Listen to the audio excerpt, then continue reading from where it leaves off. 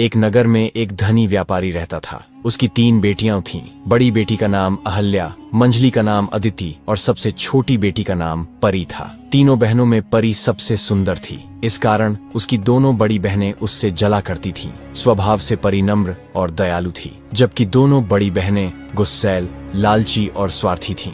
एक दिन व्यापारी को यह संदेश मिला कि उसके सामानों से लदे जहाज समुद्री तूफान के कारण समुद्र में डूब गए हैं। इस खबर से व्यापारी को बहुत बड़ा झटका लगा, क्योंकि इससे उसका बहुत बड़ा नुकसान हुआ था और उसका पूरा व्यवसाय बर्बाद हो चुका था। घर को छोड़कर उसके पास कुछ भी न बचा। अब वे लोग गरीबी में जीवन काटने को विवश हो गए थे। आलीशान जीवन जीने की आदि व्यापारी की दोनों बड़ी बेटियां इन हालातों के लिए पूरा दिन अपने पिता को कोसती रहती और शिकायतें करती रहती थी। वे दोनों घर का कोई काम नहीं करती थी, लेकिन परी इन हालातों में भी खुश थी। वह पूरे दिन घर का काम करती और साथ ही अपने पिता को भी खुश रखने की कोशिश करती थी। कुछ महीनों बाद एक दिन व्यापारी को पता चला कि उसका एक जहाज बंदरगाह पर पहुंच गया है। उसने तुरंत ही बंदरगाह जाने की तैयारी कर ली। जाने से पहले उसने अपनी तीनों बेटियों से पूछा कि वापसी में वह उनके लिए क्या लेकर आए। दोनों बड़ी बेटियों ने सुंदर कपड़े, जूते, मोतियों का हार और इसी तरह की अन्य चीजें लाने के लिए कहा। परी अपने पिता की हालत जानती थी, इसलिए उसने अपने पिता से बस एक सुंदर लाल गुलाब का फूल लाने को कहा।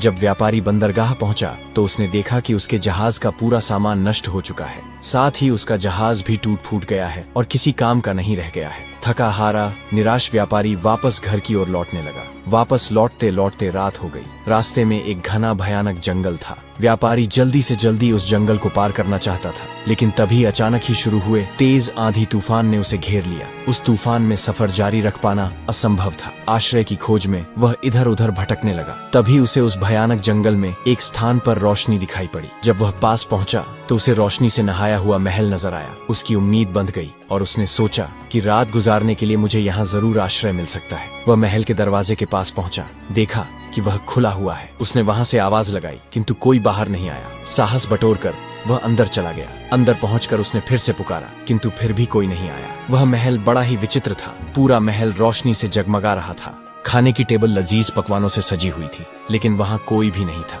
लंबी यात्रा के उपरांत व्यापारी को जोरों की भूख लगाई थी, इसलिए वह चुपचाप भोजन करने लगा। भोजन करने के बाद वह जिज्ञासावश महल की सीढ़ियां चढ़कर ऊपर पहुंचा, जहां उसने देखा हर कक्ष सुंदर रीति से सजे हुए थे। वह थका हुआ था, इसलिए वह एक कमरे में जाकर नरम बिस्तर पर सो गया। सुबह जब वह सोकर उठा तो उसे अपने बिस्तर के पास नए कपड़े दिखाई पड़े, तो वह नहा धोकर उन कपड़ों को पहनकर तैयार हो गया। जब उसने खिड़की से बाहर झांक कर देखा कि मौसम साफ हो चुका है और सोचा कि अब मैं अपनी यात्रा फिर से शुरू कर सकता हूँ। यह सोचकर वह सीढ़ियों से नीचे उतरा।